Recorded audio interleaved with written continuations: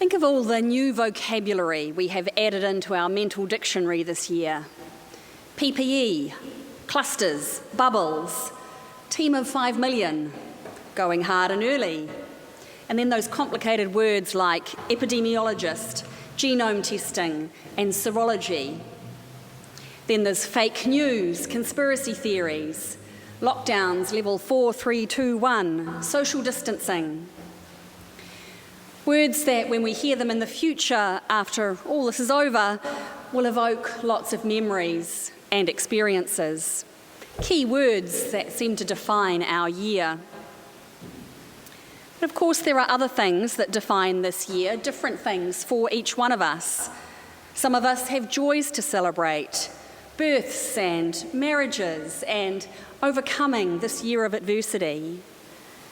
Some of us have sorrows to remember, our loved ones who have died, some of whom will be named in our prayers later on. Others have lost jobs or incomes, lost opportunities. And then that constraint that we all have with our inability to travel across the world to see family and friends. That's a loss too, that loss of connection with our families. The words of Jesus that we hear in today's gospel reading are also key words that define us as the community of Jesus' followers.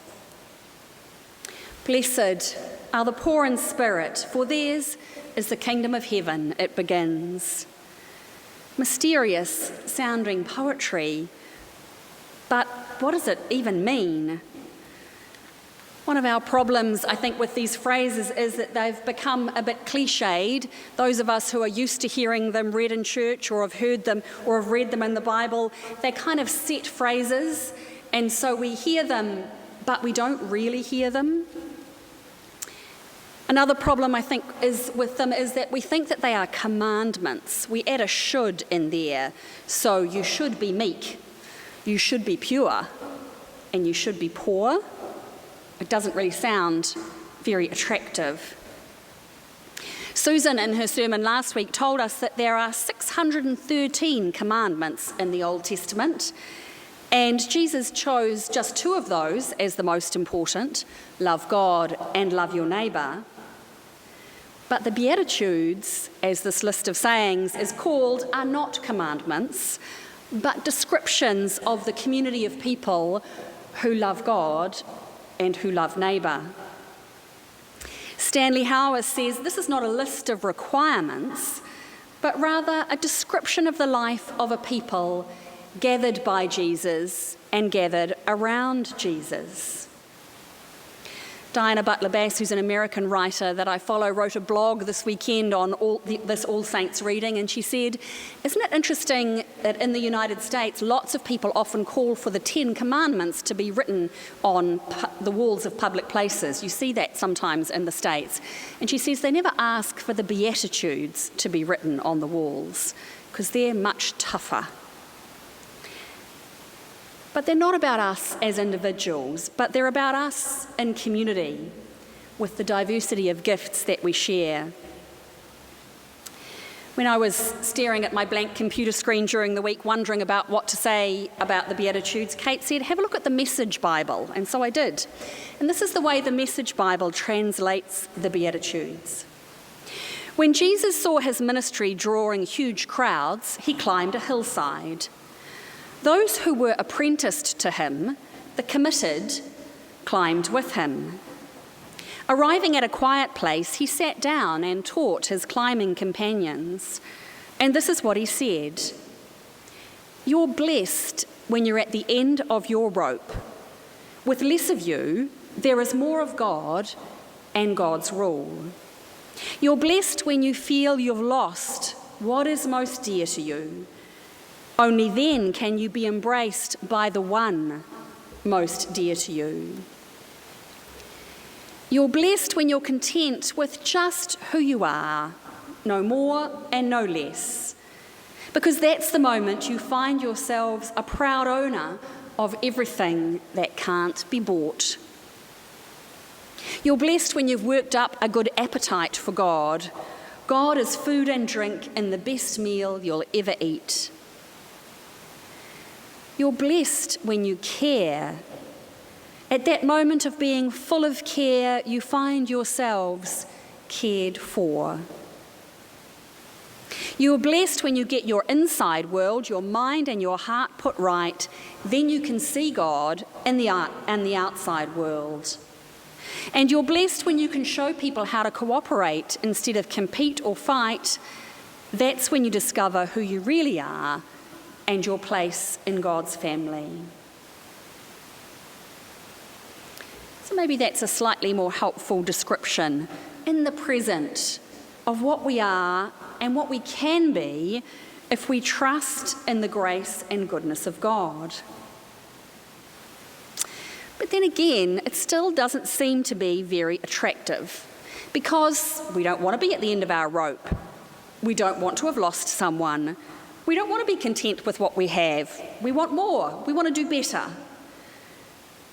In our Western world, we're a bit driven by that sense that if we work hard or work more, we'll do better and achieve more, and then the income we receive or the house we can afford, well, then we'll have done it, and it will be all due to our own hard work.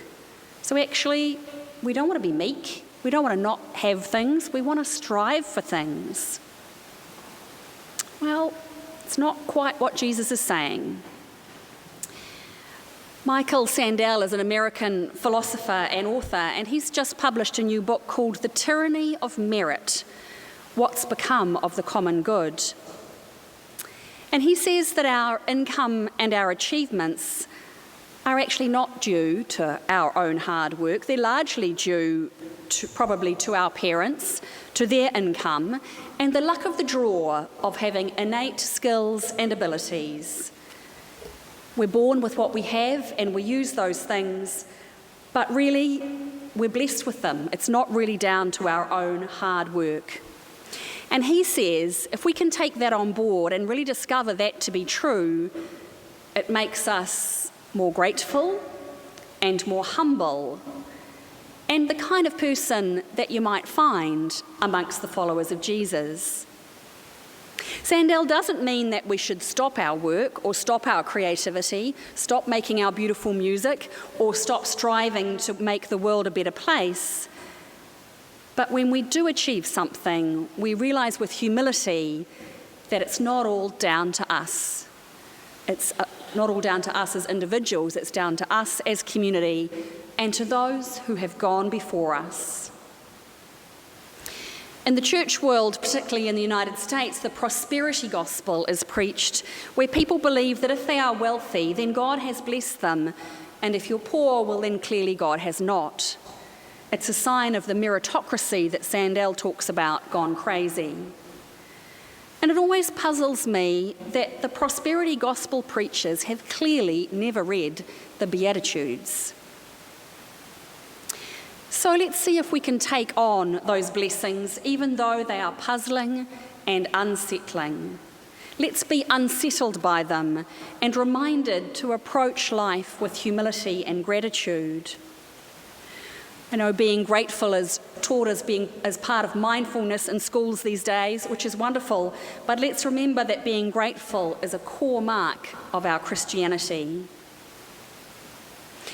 And so today we give thanks for our loved ones who have died.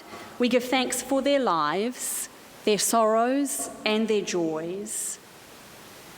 And we give thanks that we can gather for worship at all, that we can go to the movies, that we can go to the opera that's on at the cathedral at the moment, that we can sing, that a choir can gather and sing and celebrate.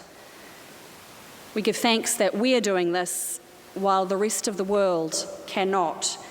And so that brings us to pray for our world and its suffering and its mourning.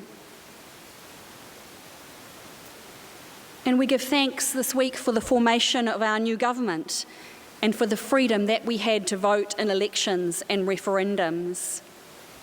And as Susan also said last week, we can think now about how we can be part of the world that we voted for, What can we do in our community to further the goals that we voted for and the goals that we have? They might include alleviating poverty, saving the planet, walking alongside those who are mourning and suffering.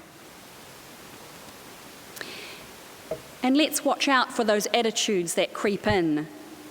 Watch out when we catch ourselves thinking if those of low income just worked a bit harder, they would achieve more.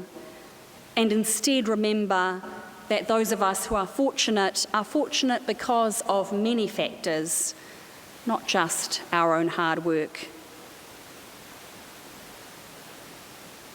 Maybe you might like to take out the Beatitudes during the week and read them over and puzzle over them and be unsettled by them.